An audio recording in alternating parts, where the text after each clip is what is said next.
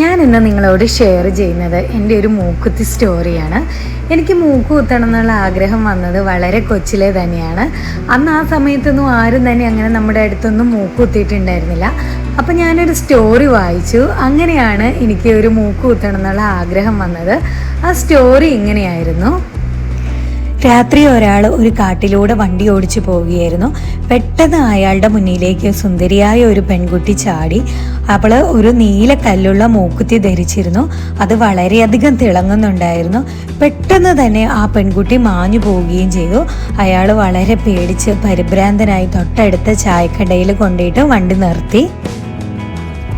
അയാളുടെ പേടിയും പരിഭ്രാന്തിയും ഒക്കെ കണ്ടിട്ട് ചായക്കടക്കാരൻ ചോദിച്ചു, എന്തു പറ്റി, എന്തേ ആ മൂക്കുത്തി നിങ്ങളെ പേടിപ്പിച്ചോ എന്ന്. അപ്പോൾ അയാൾ ചോദിച്ചു, അതെ, അതാരാണ്? അപ്പോൾ ചായക്കടക്കാരൻ മറുപടി പറഞ്ഞു, അവളെ ഇവിടെ വർഷങ്ങൾക്ക് മുമ്പ് ജീവിച്ചിരുന്ന ഒരു പെൺകുട്ടിയാണ്. അവൾക്ക് 14 വയസ്സ് മാത്രമായിരുന്നു പ്രായം. അവൾക്ക് ആകെ ഉണ്ടായിരുന്നത് ഒരു മുത്തശ്ശി മാത്രമായിരുന്നു. അവളെ ആഭരണമായി ധരിച്ചിരുന്നത് ആകെ ഒരു മൂക്കുത്തിയായിരുന്നു.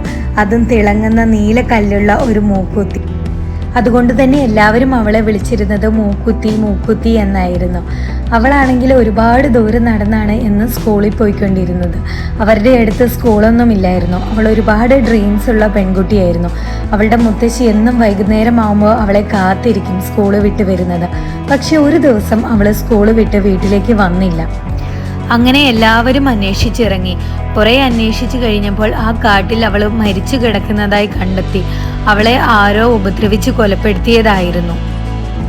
ഈ സംഭവത്തിന് ശേഷം പലരും അവളെ ഈ റോഡിൽ വെച്ച് കാണാറുണ്ടത്രേ. ഇതായിരുന്നു ആ സ്റ്റോറി. ഇതിലെ ആ നീല കല്ലുള്ള മൂക്കുത്തി ധരിച്ച ആ പെൺകുട്ടീനെ എനിക്ക് എന്തോ ഭയങ്കര ഇഷ്ടമായി. അന്ന് മുതൽ എനിക്കും അങ്ങനെ ഒരു മൂക്കുത്തി വേണമെന്ന് ഭയങ്കര ആഗ്രഹമായിരുന്നു. പക്ഷെ എൻ്റെ പേടി കാരണം പലപ്പോഴും ഞാൻ ജ്വല്ലറീൻ്റെ അടുത്ത് വരെ പോയിട്ട് തിരിച്ചു വന്നിട്ടുണ്ട്. കാരണം എനിക്ക് വേദനിക്കുമോ എന്ന് ഓർത്ത് ഭയങ്കര പേടിയായിരുന്നു.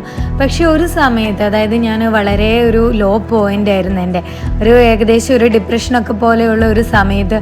അപ്പോൾ എനിക്ക് ഒന്നും എന്ത് ചെയ്യാനും പേടിയില്ലാത്ത ഒരു സമയമായിരുന്നു. അപ്പം ഞാൻ എൻ്റെ ഫ്രണ്ടിനോട് പറഞ്ഞു, എടി എനിക്കിങ്ങനെ മൂക്ക് കുത്തണം, നീ എന്തായാലും രാവിലെ തന്നെ വരണം, ഇല്ലെങ്കിൽ ചിലപ്പോൾ എൻ്റെ മനസ്സ് മാറിയാലോ എന്ന്.